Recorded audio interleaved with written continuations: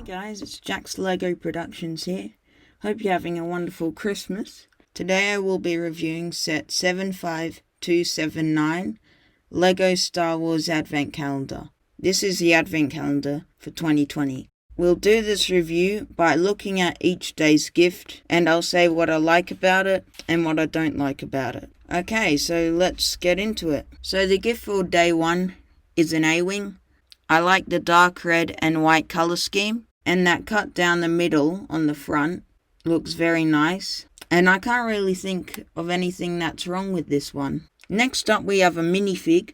This is Poe Dameron, and he's wearing a knitted sweater with BB-8 on it, and round the back it's just got a pattern. He's got a red coffee mug and a blaster, so it's great to get a minifig, especially on the second day. So next up we have the Lars Homestead. As we can see, it has those half dome pieces as the entrances and then a large dome as the main building, and it's got a moisture evaporator on the side. And for day 4, to go along with day 3's gift, we have Luke Skywalker. So he's the regular farm boy Luke Skywalker. He's got some binoculars. Around the back we've got the regular torso print and an alternate expression. For day 5 we have the Razor Crest. I think it looks great. Now it's kind of funny because the day after The Mandalorian chapter 14 came out, we got this, and in that episode, spoilers, the Razor Crest gets destroyed. So it's kind of ironic that the day after the episode where it got destroyed, we got the ship. So for day 6, we have a TIE Dagger. I really like the look of the wings, although in the movies they have red on them, but that is hard to do in Lego form at such a small scale. But apart from that, it's a really good looking little build and a great gift for this calendar. So for day 7, we have, I believe, a Sith Trooper. So I really like the red design. Underneath we have just a regular face, and round the back this nice back print for the armor. It is the regular one, but if you didn't get any of the sets that it was in, it's a good addition. So for day 8, we have an X-Wing. There are a couple of problems with this though. One is that around the back there isn't much engine detail. It's just those white elements. But other than that, I like the weapons on it. And you can put the wings not into attack position, but that doesn't look that great. There's a large gap between the top and bottom ones, so I'd recommend just keeping them in attack position. But overall, a really great X-Wing. So next up, we have our third minifig. This is Rey. She's got a blue lightsaber, and I believe the standard torso and leg printing that we've got in all the other sets. But still a great addition, and we've got an alternate face here. But yeah, great to get this minifig in the calendar. So next up, we have D-O with a festive hat, and he's standing on a white round stud on a 2x2 round plate, and he has the festive hat attached to his head with a white round stud. So a great minifig to get in this calendar. So next up, we have the Millennium Falcon.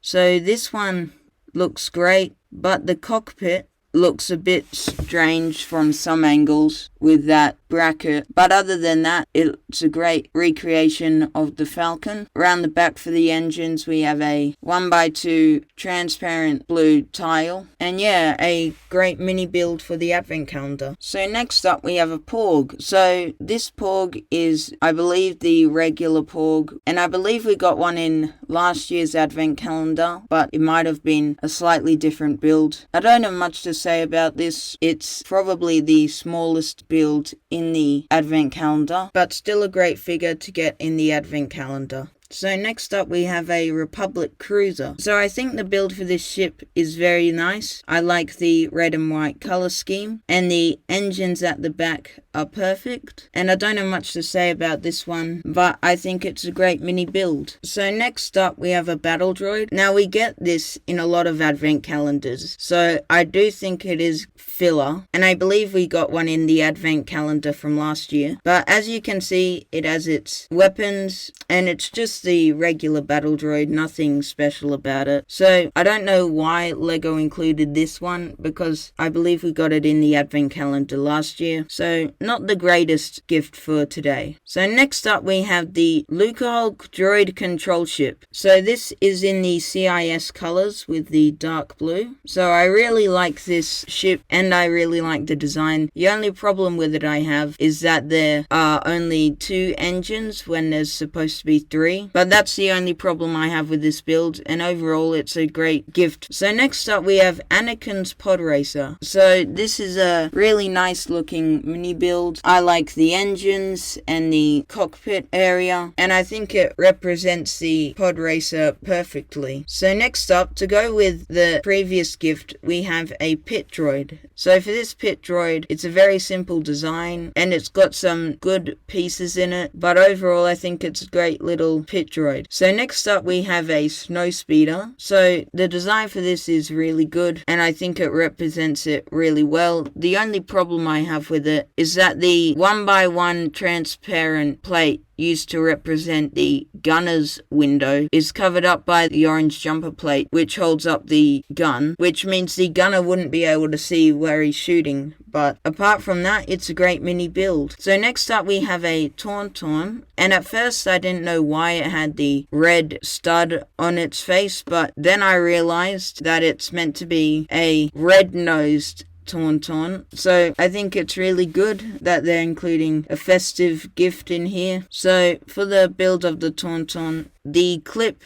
on the front is meant to represent the arms, I think, and they kind of look a bit too small. But on the back we have what looks like a saddle where someone would sit. So overall I think this is a great build. Next up we have the Hoth shield generator. Now as you'll notice, this has the 4 different sections, so it's a great build. You may remember in the UCS Assault on Hoth set, they had the shield generator, but it only had 3 different sections. So is LEGO trying to make up for that mistake again? Either way, this is a great build. So there's different sections of the shield generator are made using grey 2x2 round plates stacked on top of each other with a 1x2 plate in between. So yeah, I think it's a great build. So next up we have a Gonk droid. So for this build, it has 2 carrot stalks for the arms and a carrot for the nose, and a black top hat piece. So a great little festive Gonk droid build. Now next up we have a Stormtrooper. So this is the standard Stormtrooper with the standard face. As you can see, it's got its blaster, and then around the back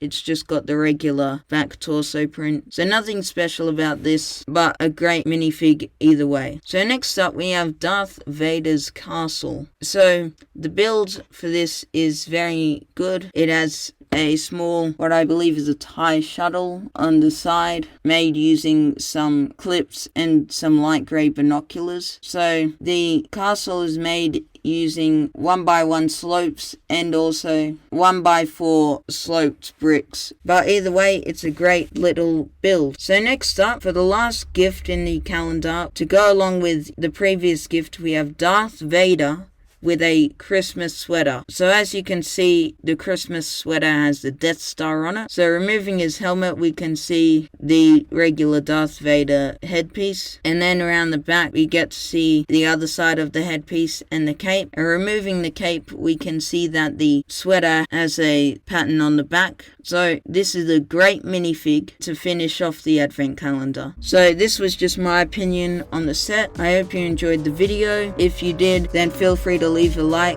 and also feel free to subscribe. Either way guys, I hope you enjoyed the video. I hope you're having a great Christmas, and I'll see you in the next video. Bye.